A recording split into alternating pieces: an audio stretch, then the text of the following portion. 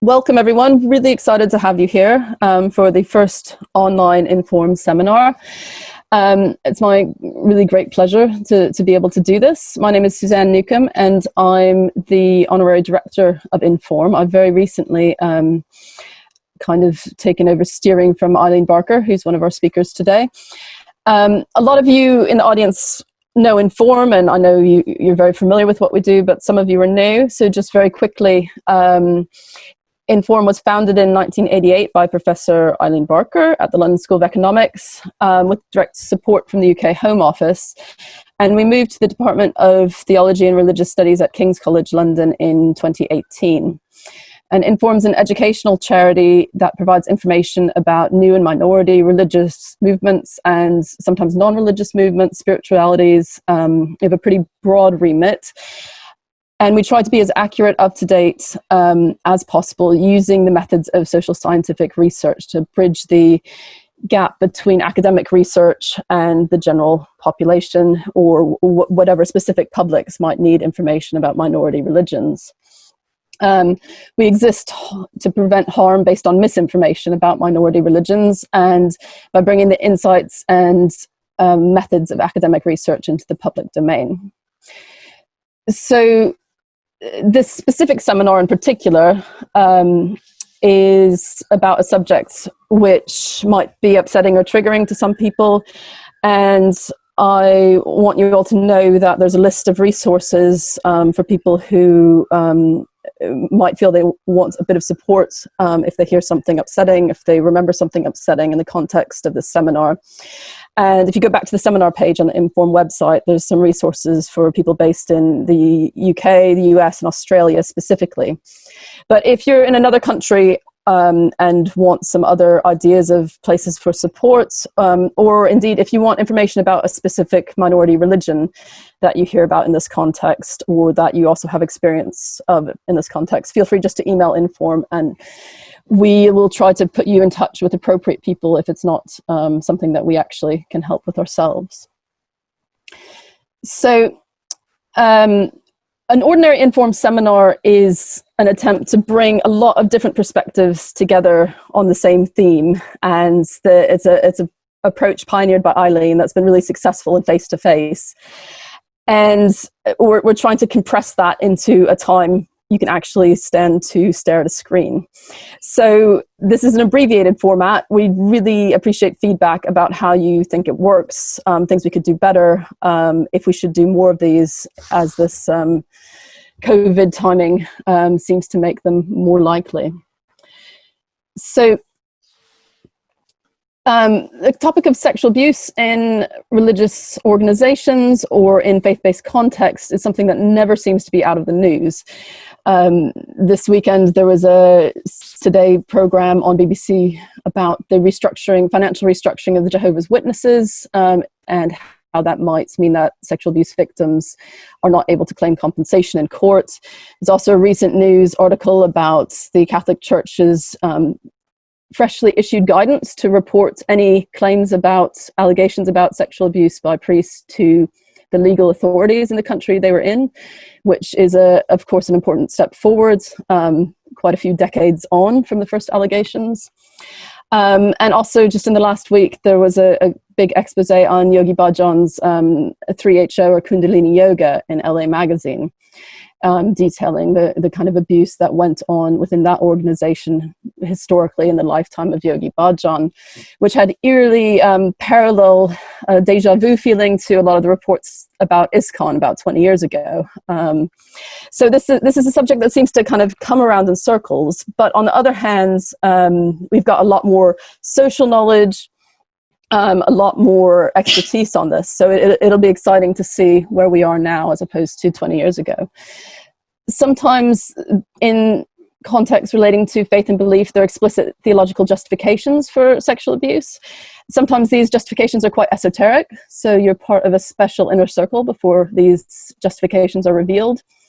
But quite often also abuse is sometimes just incidental, and it's the institutional cover-up that really causes the problem, a denial of what's going on. Often sexual abuse is part of a much wider pattern of abusive and controlling behaviour. Often it involves financial, social and physical constraints. But these are all often prosecuted separately, which makes sometimes putting together a legal case for someone who's experienced abuse complex and difficult to get a successful prosecution. When two adults are involved, often prosecution seems impossible because there's not a clear law perhaps being broken, but that does not mean the situation was not unethical, manipulative, and very traumatic for those people involved. So another really interesting question is what's the moment when things change for either an institution or an individual? Is there a kind of moral injury when people shift? Is that a good model for when a narrative shifts from acceptance to rejecting a particular pattern of abusive behavior? Or sometimes for some people it's a slow build-up of other responsibilities, of children, of jobs, or a family crisis can either draw someone into abusive behavior or help them leave a really unhealthy situation. So in the question of institutions, often it's a question of can they actually change without social and particularly legal pressure and financial incentives that come from the outside society. And one of the things I particularly want to draw out between the contrasts of our speakers' expertise is we've done a lot in our society about tightening safeguarding for children and issues regarding children and sexual abuse. And how might clarity on this issue regarding minors and vulnerable people help us negotiate more ethical relationships that are adult outside of these strict kind of safeguarding legal contexts? So I've asked all the speakers to speak for 5 minutes, and I'm going to be a little tiny bit loose, but I'm going to jump in and say, could you please wrap up when we get towards the end of 5 minutes, just to keep things moving. The pattern is going to be 2 speakers, or sometimes 3, and then a respondent who will kind of reflect on some of their issues raised and draw some parallels and interesting ideas from that, as well as drawing from their own expertise. So final things, feel free to email inform either during the seminar if you have any issues, or after the seminar if you have any questions. And we're really grateful to have Amanda Lucia here, who's the primary investigator for the Religion and Sexual Abuse Project at the University of California, Riverside. And she's offered us some financial support for being here, and it's really excited to hear her thoughts. So, to get started, our first speaker is Linda Woodhead, who's Distinguished Professor of in the Department of Politics, Philosophy and Religion at the University of Lancaster, and she's done so much work on religion in public life in Britain, it's really hard to know how to introduce her. So she's researched most of the major transformations of religion in the last 50 years in some capacity, including issues relating to sexual abuse. And according to her university biography, I was excited to learn, her next publication is likely to be based on Cadbury lectures she's giving this year, entitled Values Are the New Religion, Britain's Post-Christian Culture. So I look forward to hearing you. Thank you. Thank you very much, Suzanne. My little talk is called Watch Out for Children of the Light. The explanation that's often given for cover-up of abuse by religious bodies, things like churches, is their concern to avoid reputational damage. This is no doubt true as far as it goes, but it's true of all institutions that cover up abuse. It doesn't go deep into the distinctiveness of a particular religious culture to get to the root of things. A commercial organisation covers up abuse and guards its image because it doesn't want to lose business and income. But for religious bodies, image can be everything. When religious institutions and their leaders understand themselves as especially good and holy, close to God, then to lose that image is to lose their very identity. Let me give you an example. In the Church of England, where I've studied abuse and cover-up the most, both Archbishop George Carey and Prince Charles covered up about and supported the serial abuser Bishop Peter Ball because they assumed he must be a good and holy man. And that meant that his accusers must be wicked people. In a letter he wrote to Bishop Ball, Prince Charles said of one accuser, "I'll see this horrid man off if he tries anything." One of the bravest of those horrid men, a victim called Neil Todd, later took his own life. Bishop Peter Ball, the abuser in this case, was also a Franciscan monk, a holy man, and he presented himself as a spiritual director for specially chosen young men. When he abused them, he did so as a father in God for their own spiritual good. In this way, abuse gets into the soul as well as the body. To believe that any religion or religious body is constitutionally approved by God is a dangerous thing. It allows members to believe we're pure. Impurity lies outside. Every time a religious body tells so-called secular society how deficient secularism is, it reinforces this illusion. Every time a church says, "We are where you will find real community, a true family," it sets itself apart. Every time religious leaders appeal to religious freedom in order to be exempted from laws and safeguards binding on the rest of society, they reinforce the danger. Idealization wins. Religions love to tell cover stories. They're always tempted to prefer the ideal to the reality, the light to the dark. People pretend that all religions are good at heart and there are just a few rotten apples within them. Now, it might be objected that things have changed recently, especially in churches. But I think it should arouse suspicion when authorities that for so long have practiced concealment and denial suddenly become converted to aggressive safeguarding. I fear that the underlying problem remains a concern with image rather than substance. The abuse crisis is treated as something to be managed rather than an opportunity for learning. The danger is that the pendulum swings to scapegoating not just victims, but anyone accused of abuse.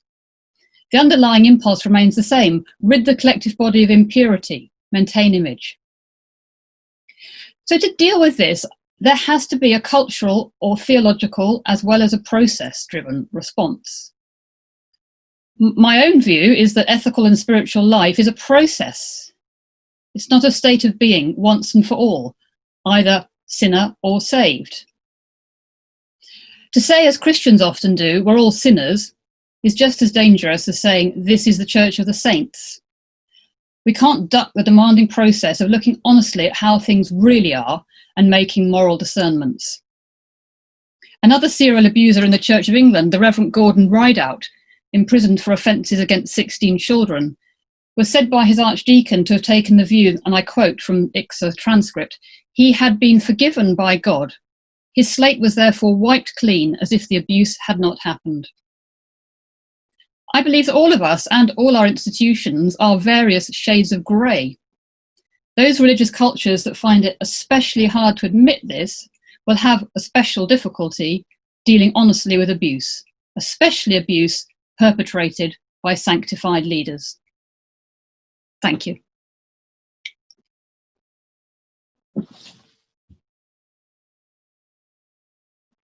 Thank you, Ollie. I managed to mute myself, but I can't unmute myself. And thank you very much, Linda. That's fantastic perspective.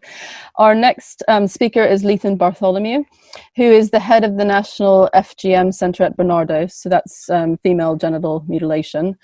The centre is a partnership between Barnardo's and the local government association. And the centre's work focuses on bringing about a system change in how local authorities respond to cases on FGM, as well as abuse linked to faith and belief and breast flattening.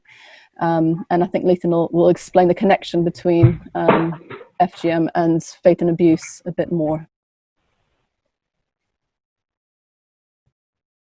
Hi, good afternoon, everyone. My name is Lethan, as Susan said, and I'm from the National FGM Centre. My presentation is Oliver is going to bring up my presentation. You're going to see the PowerPoint and not myself. Okay, great.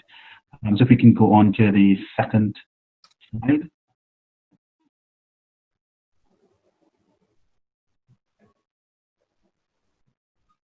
Great. Are you? Great. So the National FGM Centre, as I said, we're part of Bernardo's, which is the largest children's charity. Now, we received funding from the Department for Education here in the UK to set up this centre, looking at not only originally FGM, but then our remit was extended to include abuse, child abuse linked to faith and belief, and what's. And we work with local authorities where we implement a model where we think will bring about a system change. So it's not only about just delivering training and expect them to operate in a way that responds appropriately when cases are referred into children's social care. So what we're saying is that you must do all four of these areas. It must be about community outreach and engagement, training and professional development, also providing resources for professionals, but also providing a social work intervention where these workers from the inside help to change the system. In 2017, the Department for Education asked us to extend our remit to include abuse linked to faith and belief, because it was just around that time there was a number of cases that came to light and was in the media. There has been an action plan, which I think Lisa Oakley will talk about a bit later on. And they felt that they needed to do something about this issue around abuse linked to faith and belief, especially within the context of children. So they asked us to include it in the work that we do. So we've been working on this issue for the past 3 years. We can go to the next slide.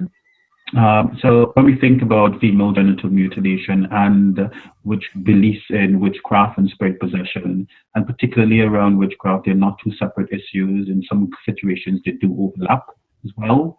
So, for example, the body parts of a girl that's been cut, the labia or the clitoris, they actually use in different rituals as well. So it's not a single issue. But if I'm just focusing on the abuse linked to faith and belief, when I look at the number of cases that we were involved in the past 3 years, so since 2017, we have about at least around 51 cases. And this is 51 cases across 9 different children's social care departments in England. When you look at the gender of the children, it doesn't actually seem to be a factor. Both boys and girls are accused equally. Age, the majority of children within that primary school age group. So we're looking at around 5 to 12. In the majority of cases, there's an even split really between slightly more Christian families than Muslims, and the families who are Muslims tend to be evangelical or Pentecostal church members. And the type of abuse that the children experience, it's along the whole gambit of physical, emotional, neglect, and sexual abuse. So next slide, please. So I'll just focus now on those cases where sexual abuse featured. Now, it's really important because I'm aware that there are many people on this webinar who are not from the UK. So it's important for you to understand the definition of sexual abuse that we use here, that we ask professionals to use.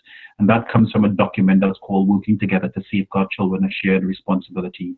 It's statutory guidance. So what that means is that all statutory services, the police, education, health, children's social care, and even the voluntary sector, we have to follow this guidance and the definition. So what it says here, it's that it involves forcing or enticing a child or young person to engage in sexual activities, not necessarily involving a high level of violence, whether or not the child is aware of what is happening. And then divide sexual abuse into physical contact activities and non-contact activities. And then they go on just to give an example and to highlight that it's not only men or perpetrators of sexual abuse, but women could also commit acts of sexual abuse. So we can change the slide, next slide.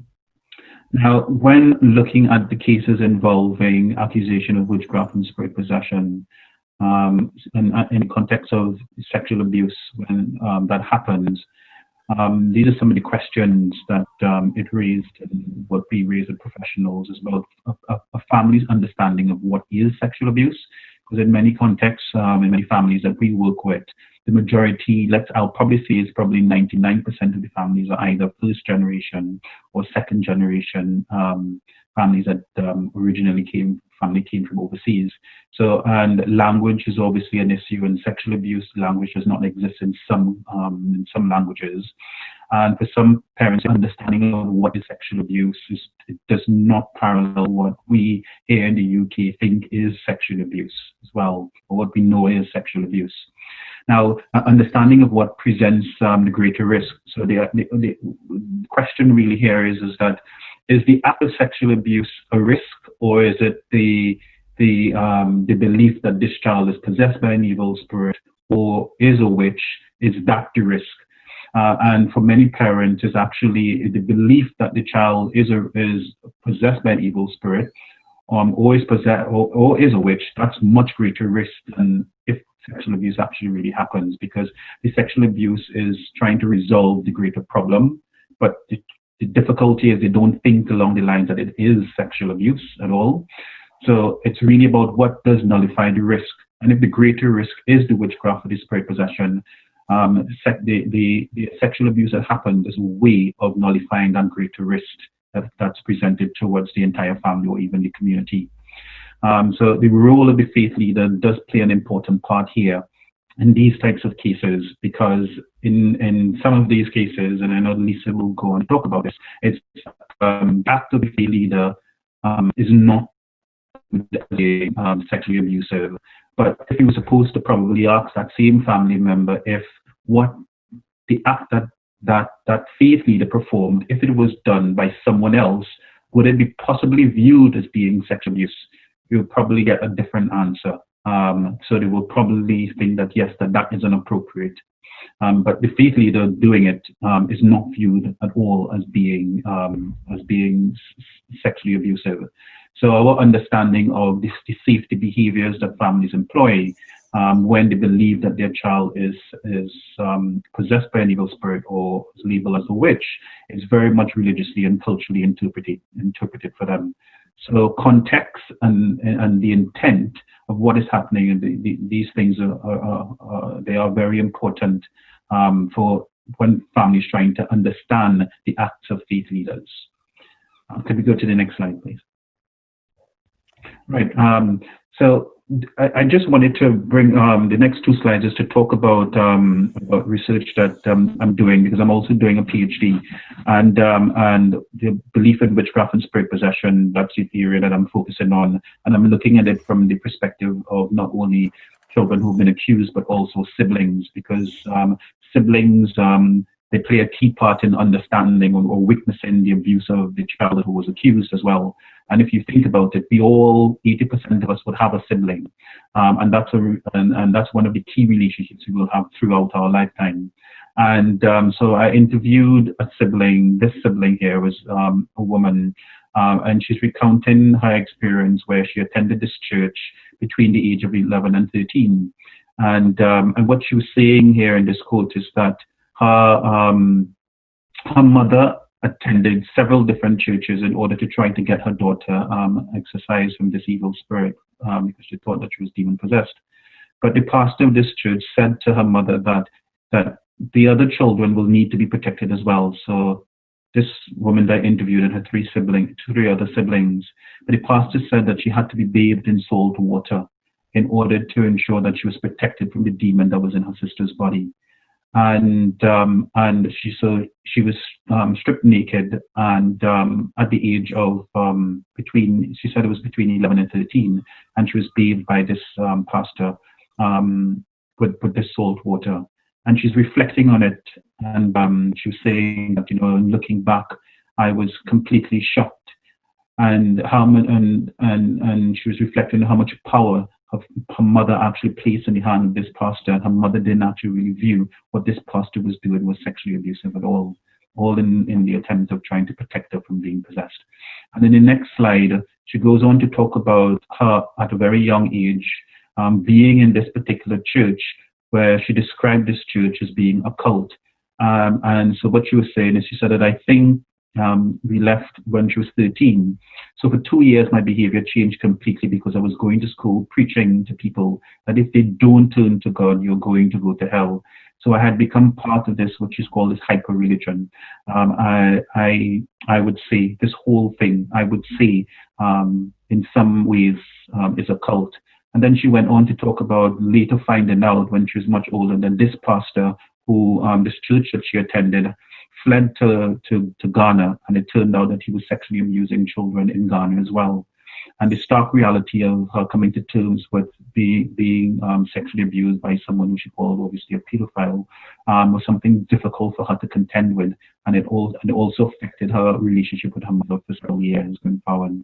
And the last slide, I'm now running out of time. It's just some considerations that it's really about power and control. And the experience of being in a church that you describe as a cult, or where sexual abuse is taking place, it's not widely understood by many people. So, what some people were saying is that it's a barrier to disclosure, because people are not going to believe the extent of my experience. I'm not going to disclose. I'm not going to talk to anyone or raise concerns about it. And about this sexual occurrences within a supernatural context is much more common than we think it is. And this whole narrative as well around having a spiritual husband is something that many of us are unaware of, but it's a very familiar story for many. And certain behaviors are associated with sexual demons. So behaviors of children can be interpreted in different ways by parents, and that is one way. And also professionals who hold the same belief system. So who's supposed to help these children experience sexual abuse or being labeled as being witch or possessed. Some professionals do have the same belief system, and that makes intervention very difficult. Fantastic. Thank you very much, Lethan. Really appreciate your special insights into that context. So our next respondent is Gordon Lynch. He's the Michael Ramsey Professor of Modern Theology at the University of Kent, and he's done a huge range of sociological work on religion in Britain. He's been the recipient of a lot of grants, many with attention to the study of meaning and values, but most recently to do with the issue of abuse in religious organizations. And he's given expert witness accounts to the British independent inquiry into, I guess, England and Wales independent inquiry into child sexual abuse, as well as the Scottish child abuse inquiry. And he's been doing a lot of other really interesting work involving collaborations with museums and creation of videos to do with this work. So, Gordon. Great. Thanks, Suzanne. So, I mean, really just following on quickly from Linda and Lethan's thoughts there. I think one of the things that strikes me, both from what we've learned from the abuse of children in religious organisations and the examples that Linda and Lethan are giving there, is the way in which abuse happens in the context of organisational cultures. It's never simply an individual act, but is taking place in the context of organisational, moral and theological cultures, but also the particular systems and institutional structures of a group. And those organisational cultures create a context in which abuse occurs. It creates contexts and shapes the way in which others respond to disclosures around abuse as well. And it creates a context in which those who are exposed to abuse experience that and perhaps face challenges of coming to terms with it, that within the particular system of meaning that they've grown up in or been formed through.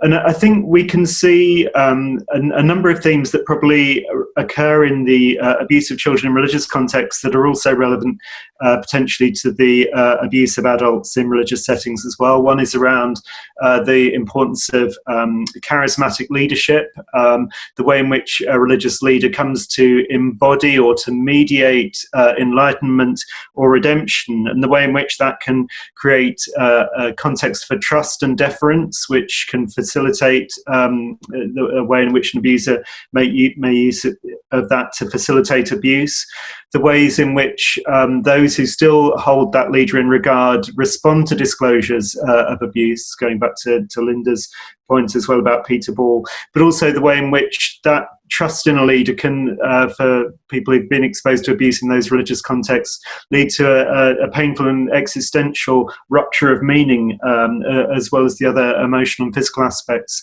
of the abuse. And Linda's also mentioned this issue of reputational harm being significant for religious organisations. And this, as I think she quite rightly says, has an added dimension of organisations who perhaps take an oppositional view to the world or to secular culture or to mainstream society, where the assumption can be that to malign the group in some way is to pollute it as the kind of primary source of redemption or enlightenment in the world. And I'd entirely agree from what I've seen of ICSA and how some religious organisations have engaged with the child migrants history, that apologies are often saved for child abuse inquiries, and there's often not a lack of follow through either in terms of meaningful action around apologies sometimes or sustained action in between inquiries.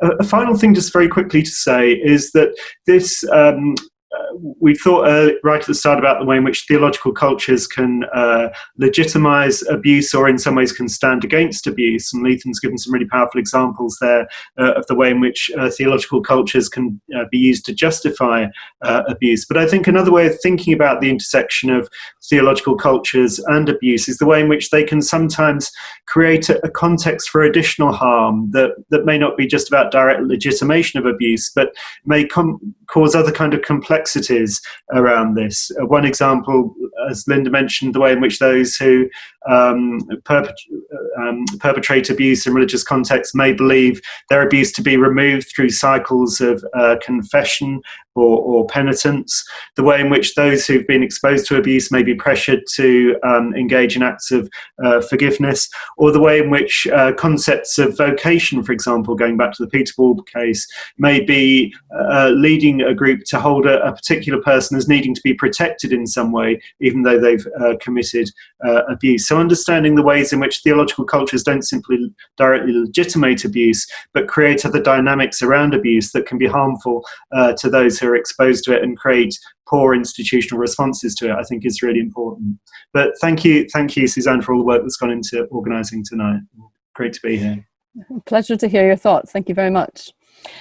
Before we move on to the next speaker, I just wanted to tell you that if you look at the chat box at the bottom of your screen, you can send questions, which we'll take after all the speakers, directly to the host, which is our technical help, Oliver Bowering. And so you can put those in at any time, and we'll also ask for questions at the end, and you can raise your hand or type in questions at that point. But just so you know, that's there. So our next speaker is actually going to be a recorded video. Her name is Michelle Tonkin, and she's now living in Australia. And she would have loved to have been here in person, but the time zones mean it's 3:30 in the morning for her. So she's part of an ongoing conversation, but we agreed to do a recorded video because she's got a very good perspective. She was 23 years old and living in Australia when she met the Buddhist teacher Sogyal Rinpoche, who's the best-selling author of the Tibetan Book of Living and Dying and was the spiritual director of Rigpa, a major international Buddhist organization, which until his death in 2019 had centers in over 31 countries. Between 2001 and 2010, Michelle lived as a monastic, taking the name of Damcho at Sogyal's main retreat center in southwest of France. And at the end of 2010, after years of verbal, physical, and psychological abuse, she ran away. In 2017, she was one of 7 other former Rigpa students who wrote an open letter holding Sogyal to account for the many abuses he had committed over a 40-year period. Greetings everybody from Melbourne.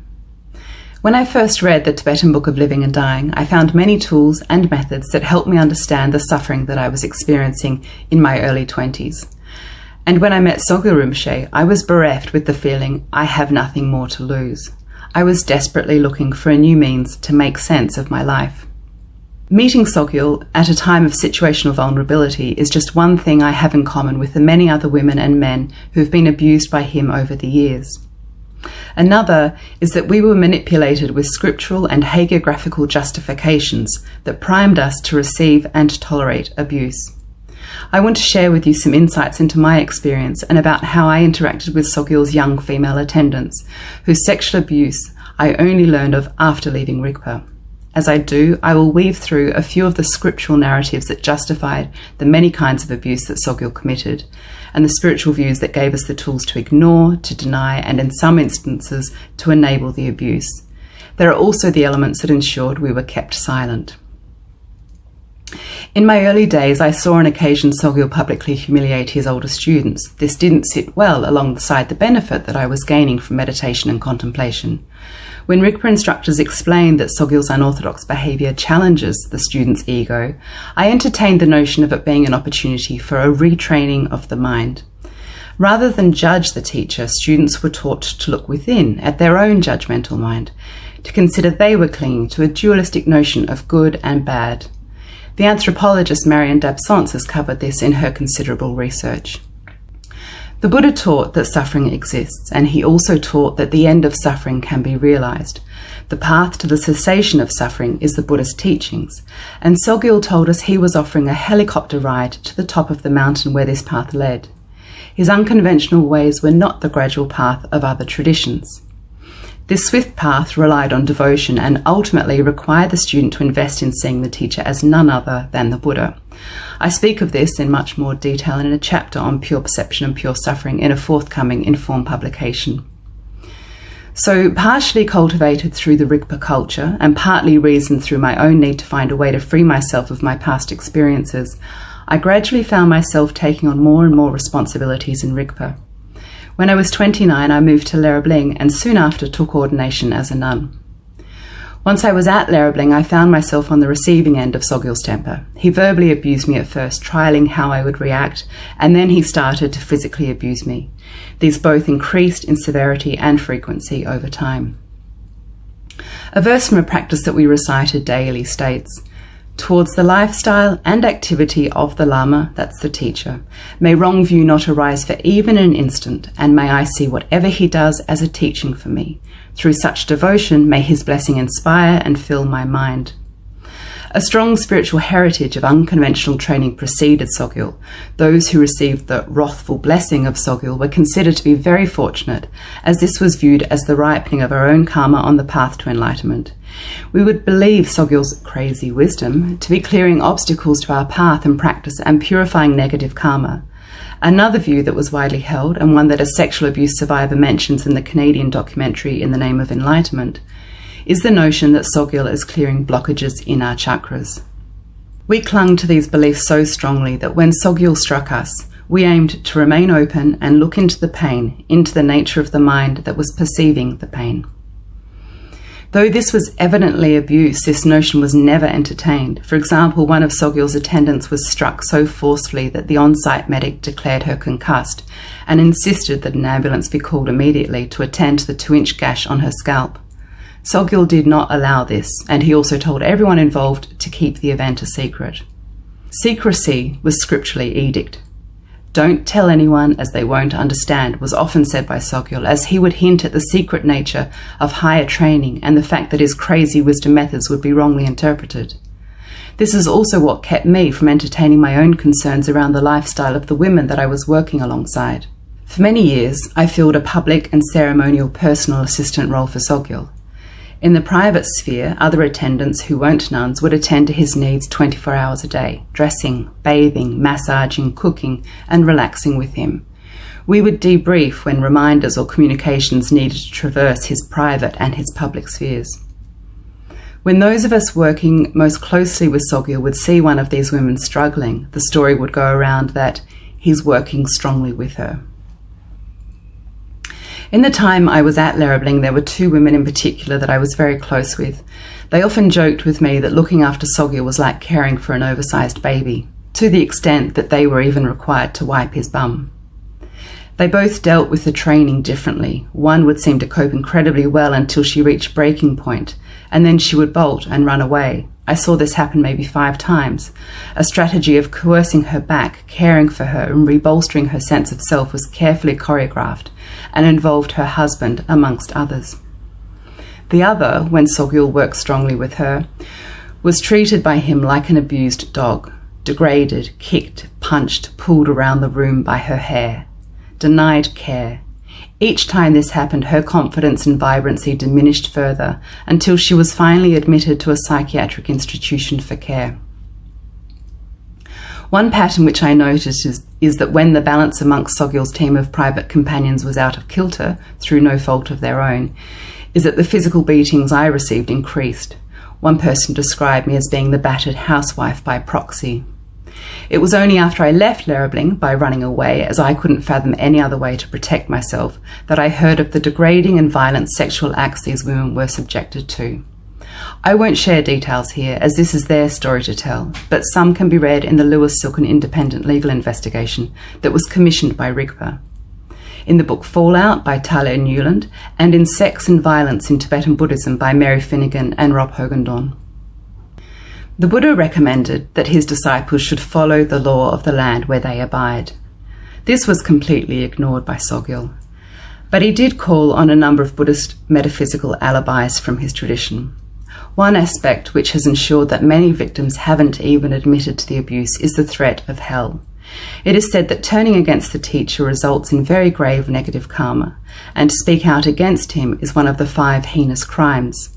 One teacher has sat on a throne at Leribling and declared publicly that I am possessed by a demon, as there's no other explanation for why I would openly speak ill of Sogyal, as I am right now, according to such views. But perhaps the aspect that silences the sexual abuse victims more than any other is more personal. Manipulated to see the master not as a human being, but as the Buddha himself, as the source of the highest blessing, means that if one admits to abuse, Sogyal's acts can no longer be interpreted through a spiritual lens. He is dethroned, which retrospectively throws all of the trials one has endured, which for a number of women includes rape, into the realm of very serious crime. This is tantamount to giving up hope, both temporal and spiritual, and an inner fracture can occur which is life-shattering. And then Sogyal becomes no different than someone like Jeffrey Epstein, and there are a number of narrative similarities in the way they've abused. Ultimately, I believe that we need to understand that basic human values have been violated profoundly, and that the safety and well-being of the victim needs to be placed ahead of Buddhist rhetoric and the teacher's public image. So Michelle's made this reference list available. If you want to email Inform, we can email it out to you. And our next speaker is about the same group. It's Mary Finnegan, who's written a book on the subject. She's a journalist and broadcaster and the co-author with Rog Hogendown, which Michelle mentioned, of Sex and Violence in Tibetan Buddhism, The Rise and Fall of Sogyal Rinpoche. She's still a Buddhist practitioner in the Dzogchen tradition, despite having critical perspectives on aspects of the Tibetan diaspora more widely. Her co-author is also in the audience tonight and might pop up in the question section. So welcome, Mary. Welcome. Yes, hello.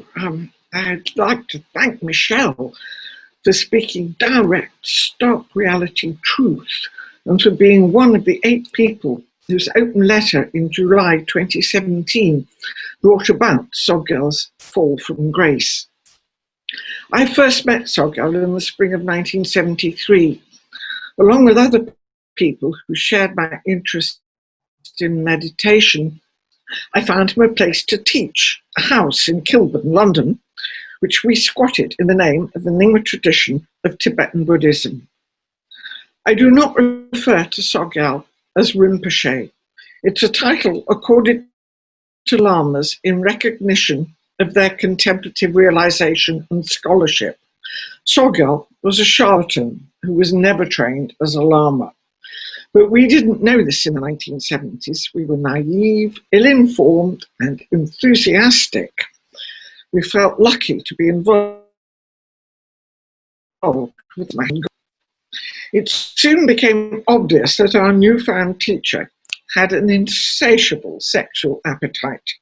He hit on virtually every pretty woman he encountered.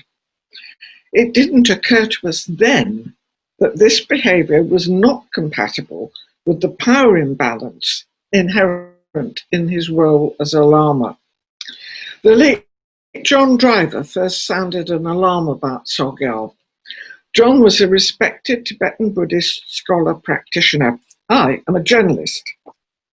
So after John's alert, I applied my professional skills to finding out more about Sogyal's background. His ascent into guru superstardom occurred after the publication of the Tibetan Book of Living and Dying and his role in the movie Little Buddha.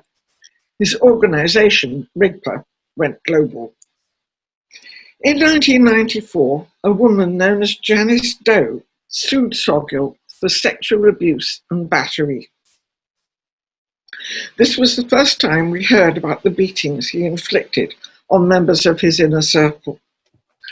By the early noughties, I had built up a dossier on Sogyal, but it lacked corroborative evidence until Mimi Durand told me about her experience of rape and violence as a member of Sogyal's harem. My essay, Behind the Tonkas, went live on the internet in 2011. Tonkas are sacred paintings. They hung in Sogyal's chalet at Lerabling. When an orgy happened, they were taken down to reveal pornographic images. Soon afterwards, Sogyal's depravity was exposed in the Canadian documentary In the Name of Enlightenment.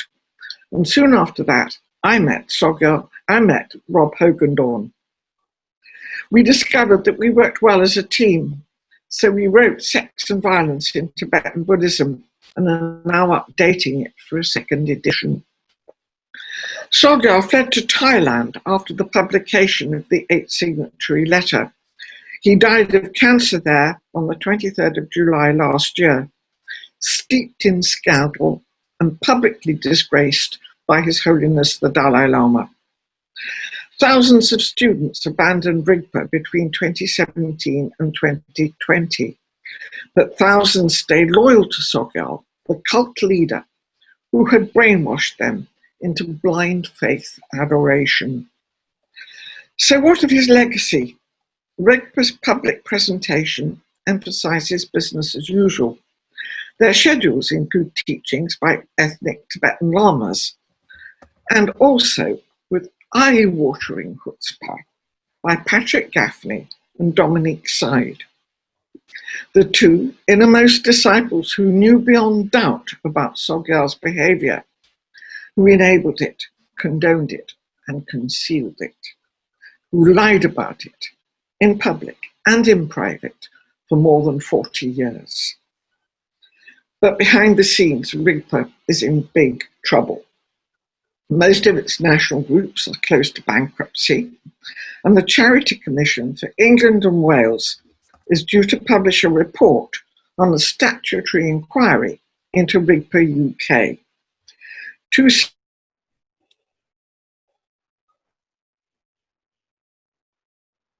senior Rigpa insiders have been disqualified as chair advance of the report. It's my view that Rigpa will not recover from the corruption it refused to acknowledge, and it should be disbanded. To its everlasting shame, Rigpa has never apologized to Sogyal's victims. Thank you very much, Mary. Our next speaker is Dr. Thea Wildcroft. She's a visiting fellow at the Open University and a founding member of alt.ac.uk. Thea's academic work has focused on what she's coined the term as post-lineage yoga communities, which are contemporary yoga traditions that have largely flown under the radar of previous scholarly attention, but were founded by groups of people who were themselves disillusioned by the unethical and abusive behavior of the lineage teachers of yoga, which they had learned yoga from. She's also a yoga teacher herself and an activist for establishing more accessible and trauma-sensitive approaches to yoga teachings. Theo? Hopefully you can all hear me okay. Okay, so obviously I don't have a lot of time, and I'm going to talk very specifically about institutional responses to in-house abuse, and obviously my references mostly come from yoga institutions, but I'm also aware of similar dynamics, particularly within Buddhist institutions as well. What we do know is that spiritual abuse of different kinds, particularly sexual abuse, is relatively endemic within a number of the kind of major lineages of yoga in particular. The list is frankly endless and still growing. Not that that means that, you know, every yoga teacher is an abuser, but what we do see is in many of the lineages, particularly where there's an institutionalization that's happening, where people have quite strong affiliations to the networks and to the senior teachers and gurus at their head, we do see a lot of abuse dynamics happening within those systems. I think that in order to understand the relationships between survivors of that abuse and the institutions in which they were abused, first we have to understand something about the nature of sexual abuse in a relational context. And interestingly, you know, my references for this are specifically around child sexual abuse, which is mentioned in the introduction. It's useful, I think, to look at the work of Finkelhor and Brown, which is way back in kind of 1985, who, being at the start of a body of research, looking at kind of categorizing some of the main impacts of child sexual abuse in particular. And they talk about 4 traumagenic dynamics: traumatic sexualization, betrayal, powerlessness, and stigmatization. So obviously those last 3 have a lot of relevance when we're talking about these kinds of situations in which adults are made vulnerable by their connections to these institutions. And another thing they say that I think is really important is, firstly, that the trauma of sexual abuse often results from the meaning of the act more than the physical danger that's involved. It's less of an event than it is a situation and a relationship, and that, you know, that comes back to that idea of betrayal and powerlessness and stigmatization as well. And another interesting point that they make is quite often a significant ongoing long-term problem for victims is what they call an over-integration of experience, meaning that the distortions of meaning around the sexual abuse itself tend to then get applied to other situations that victims find themselves in later.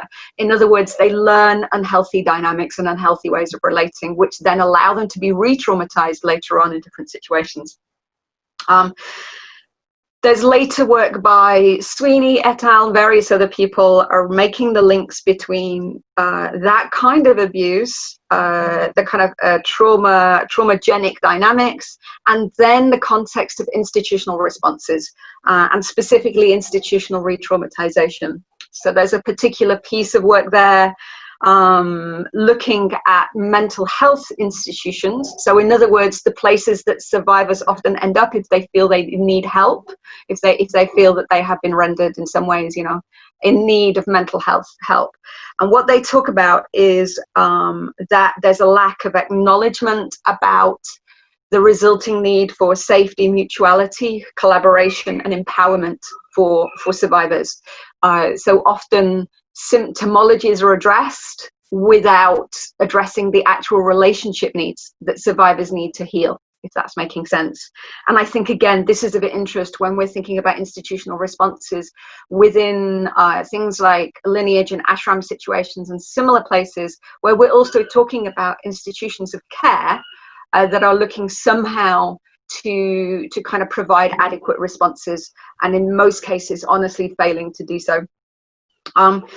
So we can expand this to consider the ways in which the institutions are more concerned with reform than they are with care, basically, for survivors, and that most survivors in those situations aren't actually interested necessarily in reform as such, in that the ongoing survival and health of the institution is not necessarily a priority for someone who has been harmed by that institution.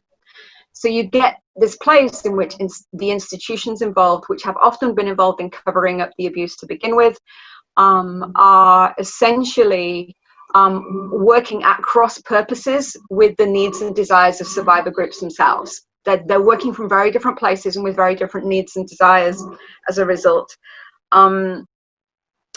What I'm seeing that tends to happen is, first of all, we have to mention the work of Freud on this, which I'm hoping most people have come across, the DAVO model of deny, attack, reverse, victim, and offender, which is another really useful framework for understanding how institutions essentially guard against the ability or the perceived ability of survivors to pull down institutions, to affect the survival of the institution itself, right? That's often is their response. But my work is mostly, as Suzanne said, around the community responses to institutional betrayal.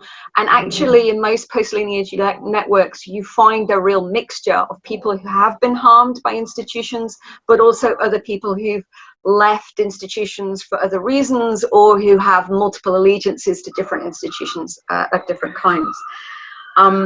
I think social media has been a really interesting tool, as many of us know, in terms of sharing knowledge of abuse and survivors being able to find each other. And that's often what we see.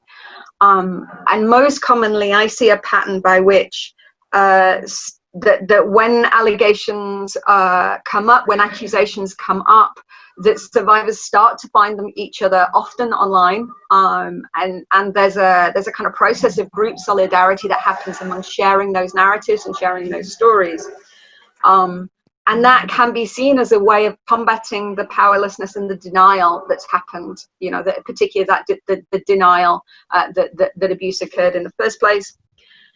What happens often is those groups begin to explore a group call for justice. And we see this again and again, where campaigns are started specifically to call institutions to account in different ways. But in campaigning for that justice, they're forming essentially communities of resistance. So those communities are in the first place defined by their resistance to the institution. And because they're often at cross purposes with the institutions, they're often not able to find the resolutions that they're looking for. And what can happen, however, is that in coming together in this way, in starting to talk about unhealthy dynamics, abusive dynamics, what might keep people safe, and so on and so forth, is often these groups actually find their own communities of practice, their own independent identities outside of institutions. Two examples I'll give specifically is a Project Satya, which is the perfect case study for this, in response to the Shivananda's organization's ongoing inability to really respond adequately to the abuse situation there. The Project Satya are coming up with their own project in ways that is, you know, that project community in and of itself can be seen as a spiritual community in its own right, basically, that supports each other, that finds ways forward. And this is happening also with Yoni Shakti, the movement, which is ongoing at the moment. Both of those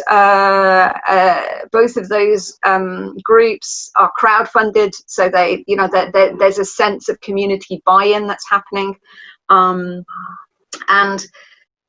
So you get crowdfunding, you get big social media presence, and what tends to happen is, to the extent that they're able to find something healing and affirming in their connections with each other, they're able to form communities regardless of what justice they may find within the institutions themselves. Because, however, they are very much non-institutional, often informal groups, they fall beneath the notice of most academic research and social research of different kinds, which is, you know, where my research comes in, really. In many cases, their ability... Yes, last sentence. Fantastic. In many cases, their ability to do this, to form these kind of communities of resilience, rests on their internal diversity and vibrancy. So activist groups of these kinds that bring together survivors and allies from different movement, different lineages, different processes of victimization are often the healthiest moving forwards. Fantastic. Sorry to interrupt. I didn't know you were almost finished. You didn't know. It's great to hear some of the positive things that survivors have been doing. So our next respondent is Professor Eileen Barker, Professor Emeritus of Sociology with special reference to the study of religion at the London School of Economics. She'll be very familiar to most of you. She's the founder of Inform, and she has the most encyclopedic personal experience of a variety of new and minority religious movements and all the various issues between them and society and their good behaviour and bad behaviour. So Eileen. those were three really interesting talks. Thank you, all three of you, very much indeed. I'd like just to start by going back, elaborating a bit on what Gordon said about the social context being the sociology. That's perhaps not very surprising. But I think there are three general things that we have to take into account when looking at this subject. One is the individual, or the individuals concerned as individuals. The second is the culture within which it happens, the beliefs and the ideas and the values, the faith, ideology, etc. And the third is the structure, the kind of relationships that Theo was talking about. And I think all these three mixed together, and in different situations, they're more or less present. Going to the specific talks, I found what was interesting that I suppose I should have known, and I hadn't actually thought about before in Michel's talk, was how there was a kind of lack of norms. And I think, thinking over it, that one often finds in very controlling situations that there is a lack of norms. People don't really know what's going on. They sort of half know, but then it keeps changing. And things are turned upside down. You've got the crazy wisdom, which you find celebrated in a lot of religions, and a whole lot of paradoxical situations, which is part of the excitement. But it can also be very difficult to resist, because you find it's your fault, or you're told that it's your fault, if you do try and think that this is not quite right. Another thing that comes out, I think, in the talks that we've heard is that there's a sort of collaboration that goes on. It isn't always an aware collaboration, but the people who are around the abuser collaborate, or the victim can be part of the collaboration in hiding what's happening. This I've seen in a lot of different religions, happens in different ways. But there does seem to be support for the continuation of the abuse, which isn't always recognised, but I think did come out in these talks. Another thing that came out in Michel's talk, I think, was the gradualness as well as the suddenness of the changes. The processes, Theo is talking about processes as well, how things can gradually escalate. Somebody talked about deviance amplification. I think, no, they didn't. That was another webinar this afternoon. I'm going to too many of these things. But the gradualness, the process is something, nothing stays the same. The abuse might go on, but it's going on in a different situation with different permissions or different exposures the whole time. And I think we've got to be aware that it isn't just static. There's this process going on the whole time. In Mary's talk, I found, incidentally, can I put in a plug for her Sex and Violence in Tibetan Buddhism? There are some horrific stories in that. That's not a reason to read things, I suppose, but it does make you aware of just how nasty some people can be. What struck me is her saying, we didn't realise that something was wrong for a long time. And I think that's very often the case. And the structure and the culture and the individuals all work together. It's part of this collaboration to not see what is in front of their eyes for a long time. And loyalty, but a whole lot of other things have been mentioned that lead into this permission for something to continue longer than it should. Theo's talk,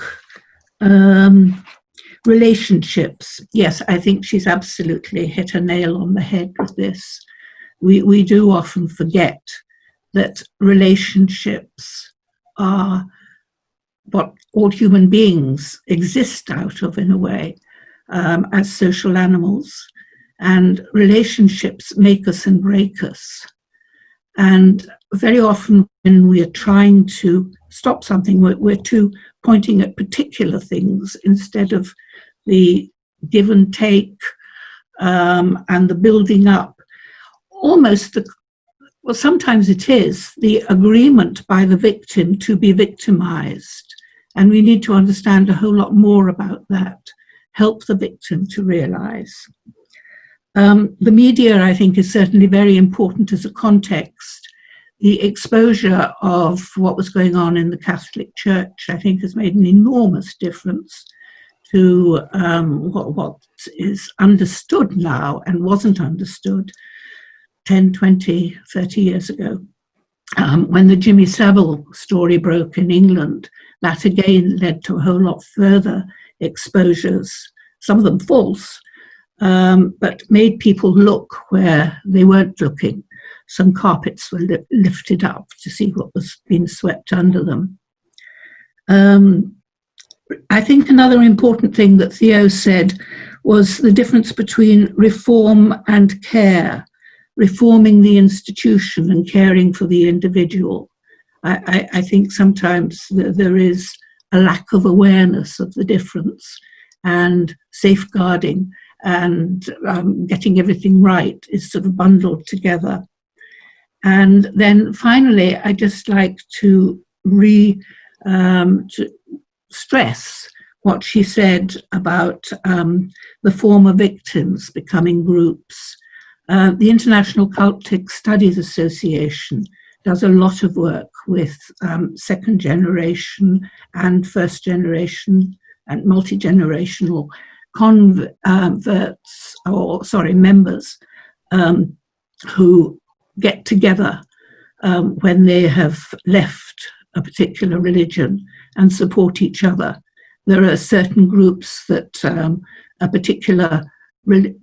members of a particular religion will join, and there are some that are multi-religions, but they've gone through the experiences, and I think they can understand in a way that those of us who have been lucky not to go through those sorts of experiences can never understand in the same sort of way.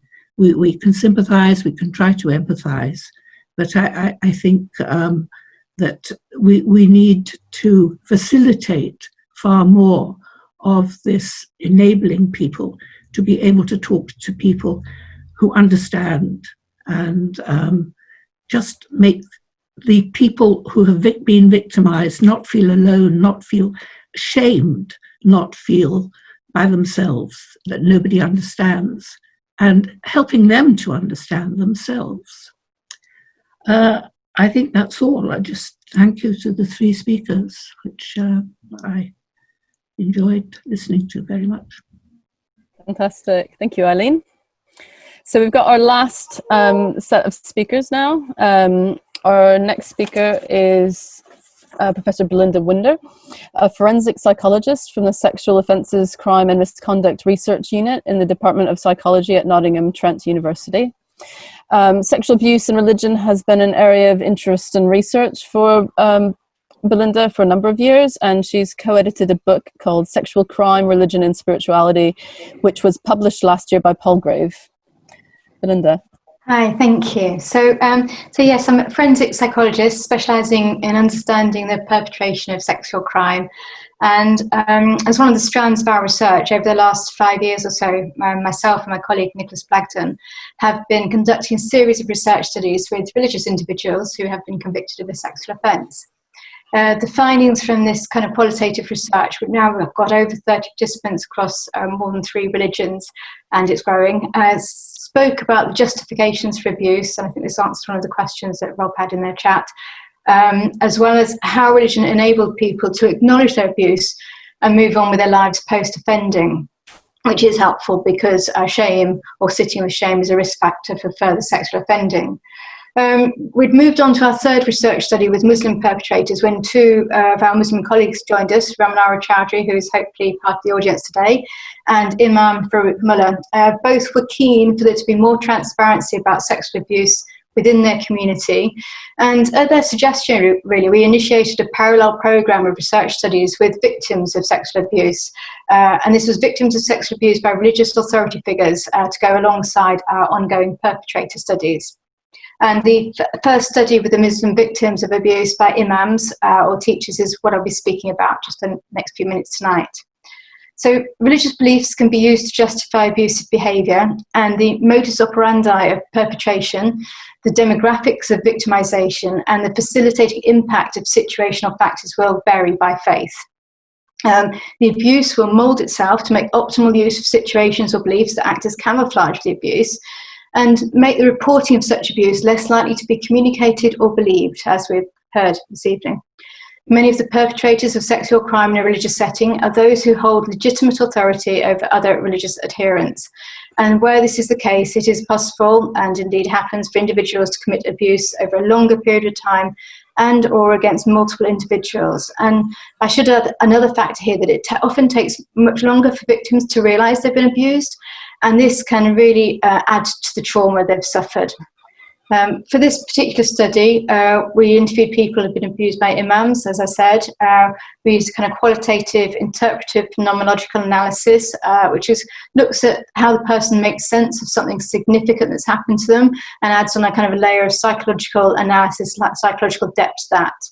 I've just literally in the next few minutes got the chance to really show you just a couple of sample extracts which kind of hopefully bring to life some of the themes that we found, the themes which are showing on the slide there.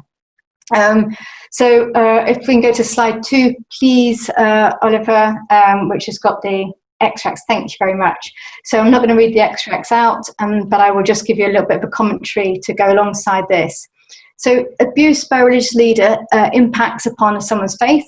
It undermines their religious beliefs, and not only does it separate them from the positive benefits of faith and religion, but in the case of faith like Islam, where the religion is very much embedded within the community, this creates additional isolation and real problems for the victim.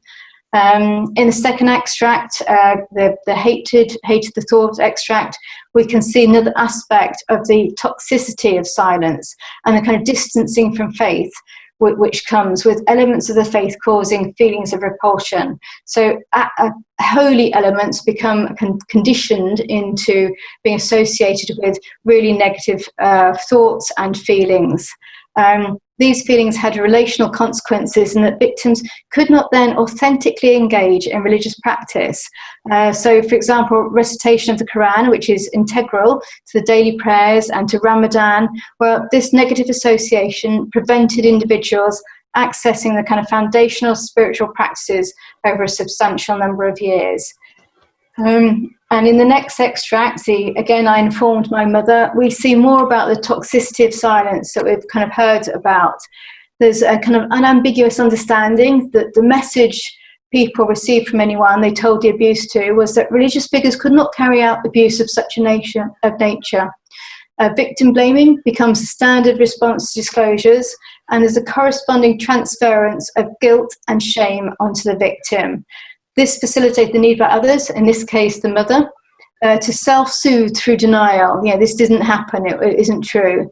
Victims are therefore left to self-doubt both the abuse itself, was it abuse, did it happen, and the reporting of the abuse to others, which all increase levels of shame. And together this creates a kind of toxic silence, which is really seen in religious sexual abuse. In the fourth extract, and indeed the fifth, we hear about some of the kind of scriptures that are used against people. Individuals perpetrating the abuse use their knowledge of the Quran and religious texts to construct a narrative by which sexual abuse was deemed acceptable. And this is reinforced through the assumption that they're entitled to privileges and exemptions by virtue of their religious position. By default, this environment of immunity prevented victims from speaking out before such an option could even be considered. And that final abstract, in fact, highlights how faith and scripture can be used by the imam or teacher to put pressure on the victim to forgive their perpetrator. Instead of seeing abuse for what it was, victims turned inwardly and associated reporting abuse as being wrong and disrespectful on their part, again, which we've heard in some of the other sessions. So the summary messages here from both from our research, this research, our previous research and others' work, is that religious authority figures can do significantly more damage to victims for longer and to more people than other perpetrators of sexual abuse. Where the faith is more cohesive, so there's a real community stance to the faith, then sexual abuse is hidden more and disguised more. When we're looking at this area, good knowledge of the faith is helpful, probably necessary, to be able to unravel some of the faith-based justifications and rationalizations used by perpetrators to commit this sexual abuse and to prevent it being reported. And I think we're very much the beginning of bringing out into the open sexual abuse within the Muslim community. Thank you very much. It's very interesting. Our next speaker is Lisa Oakley, and she's an Associate Professor of Applied Psychology at the University of Chester, a chartered psychologist and a member of the British Psychological Society. She's currently chair of the National Working Group for Child Abuse Linked to Faith and Belief, and she's been researching and publishing on spiritual abuse, largely in a Christian context, since 2003. Lisa. Thank you. I think some of what I'm going to say is going to have very common messages with what's gone before. My work is predominantly in the Christian faith in terms of spiritual abuse, and that work is predominantly amongst adults, although obviously I've done research on child abuse linked to faith and belief, and I'm going to try and speak to both those things. Spiritual abuse itself is a very controversial term in the UK. There is concern that the use of the term might restrict religious freedom, but certainly work that I've done has showed that it's an accepted and preferred term by survivors who want their experiences acknowledged as abuse as other people can have, particularly in a context where domestic violence now includes the term coercive control in the UK. The definition of spiritual abuse that's being developed is around a form of emotional and psychological abuse, a pattern of systematic controlling coercive behaviour. Different pieces of work that I've done is taken stories from people within the Christian faith context. The biggest piece of research we did was a couple of years ago, where over 1,500 people completed a questionnaire from the Christian faith background, 1,002 of whom said that they had experienced spiritual abuse. I've mapped the key characteristics of spiritual abuse, and you can see that on the diagram. What's really important, I think, to say is that as I prepared for this conference, I tweeted out about it, and immediately people got in contact with me. I just want to read you 3 of the tweets. You can have spiritual abuse without sexual abuse, but sexual abuse in religious contexts almost inevitably includes spiritual abuse. I think spiritual abuse is part of sexual abuse in a religious context. Understanding spiritual abuse makes sense of my experience of sexual abuse within a religious context. Parts of this story have never been told until I started to understand about spiritual abuse. I've put some of the key characteristics there. It's all about coercion and control exercised through different means. There is very much in the work that I've done the importance and significance of sacred texts in the Christian tradition, the Bible, and discourses around forgiveness, submission, second chances, obedience, and sacrifice. All speak into why people can't speak about their experiences of spiritual abuse and sexual abuse within religious contexts. One of the participants said to me, in an area where there is a discourse of submission and obedience, even unto death on a cross, how can I speak out about what has happened to me? We've already heard a discussion about reverential power and divine position, and that is something that's come out again and again in the stories that I have listened to. It's well documented in sexual abuse by ministers. The status and the influence of religious leaders' roles is key often. One of my participants said he would tell me what was acceptable and what was needed, and then he would say, God says this. How do you argue with that? How do you argue with God? Lots of censorship. Right in the area talks about, you say there's a problem, you become the problem. Again, it acts against disclosure of sexual abuse and spiritual abuse. In spiritual abuse, there's a big expectation of conformity of behaviour, conformity of service, conformity to the individual, conformity to the context. And often what that means is you spend more and more of your time with that person or in that context, and there's a lot of external isolation, which again acts against disclosure. One of my participants said, I lost myself so much in the experience that I felt I only had a corporate identity and not an individual identity anymore. I knew that I would face isolation and rejection if I was not compliant. One of the biggest things in the stories that I've taken is fear of so many different things, rejection by the community, rejection yourself, but also physical and spiritual consequences of rejection, and for some, their eternal destiny being at risk. Huge amounts of manipulation and exploitation experienced, which impacts on feelings of agency and self-trust. Lots of people talking about the need to protect the institution or the individual at the expense of themselves. One person said, keep your head down and your mouth shut and look on it as a case of keeping unity.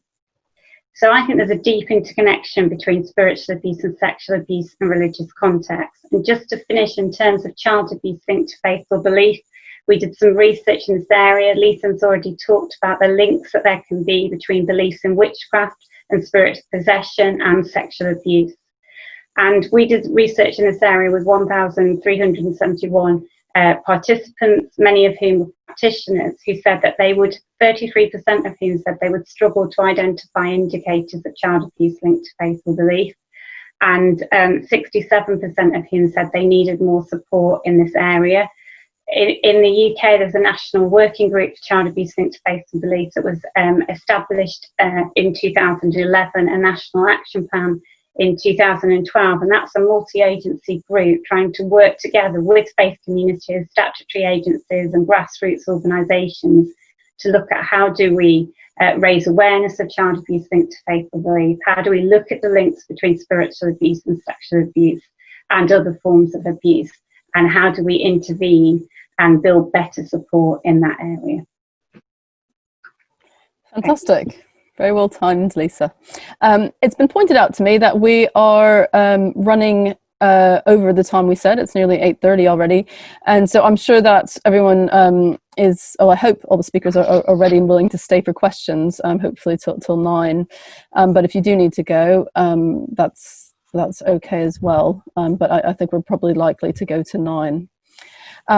Our final speaker is Amanda Lucia, a respondent. She's the associate professor at the University of California, Riverside in America.